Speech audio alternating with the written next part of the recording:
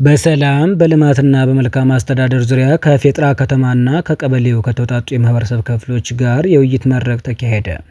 መራቤቴ ወረዳ ኮሚኒኬሽን ጉዳዮች ጽሕፈት ቤት ሚያዝያ 28 2017 ዓ.ም በሰሜን ሸዋ ዞን በመራቤቴ ወረዳ በሰላም በልማትና በመልካም አስተዳደር ዙሪያ ከፌጥራ ከተማና ከየቀበሌው ከተውጣጡ የማህበረሰብ ክፍሎች ጋር የውይይት መድረክ ተካሂዷል።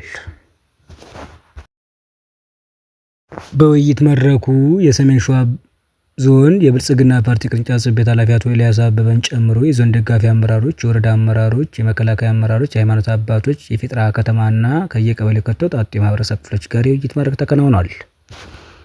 የ101ኛ አየር ወለድ ክፍለ ጦር አዛዥ ኮሎኔል ማቲያስ ማዴቦ በንግግራቸው ሰላም ከሌለ ልማት የለም ያሉ ሲሆን ኮሎኔል ማቲያስ በቀጣይም ማህበረሰቡ ከመከላከያ ጎን በመቆም ለሰላም መስፈን ሁሉም አስተዋጽኦ ማድረግ አለባችሁ ሲሉ አስረድተዋል።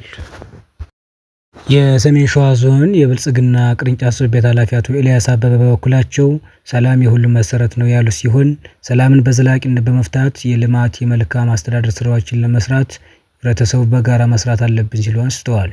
አክለውም ሰላምን ለማጽናት ህብረተሰቡ በጋራ ሊሰራ እንደሚገባ የገለጹት አቶ ኤልያስ ጫካ ያሉ ወንድሞችን ለመቀበል መንግስት ሆደ ሰፊ ነውም ሲሉም አንስተዋል። ይህ በእንዲህ እንዳለ ከመድረኩ ከተነሱት ሀሳብ አስተያየቶች መካከል የፌጥራ ከተማና የአካባቢው ነዋሪ የመከላከያ ሰራዊቱ ለከፈለው መስዋዕትነት ምስጋና ያቀረቡ ሲሆን ማህበረሰቡ ሰላም እንደሚያስፈልገውና የአማራ ህዝብ ጥያቄ የሚመለሰው ህዝብን በማንገላታትና ወንድሙን በመግደል እንዳልሆነ ገልጸው ከጦርነት የሚገኝ ጥቅም እንደሌለና ጦርነትን በመተው የልማት ስራዎች እንዲከናወኑ ጭምር ከተሳታፊዎች ተነስቷል።